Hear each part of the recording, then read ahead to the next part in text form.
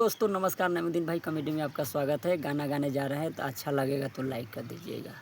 जाता चीनी कीने घर से बहरिया, जाता चीनी कीने घर से बहरिया, चीनी के रेट बढ़ल मोदी जी के अइला से, चीनी के रेट बढ़ल मोदी जी के अइला से, प्याज के त दाम बढ़ल सम्राट भैया के अइला से, प्याज के त दाम बढ़ल सम्राट भैया के अइला से।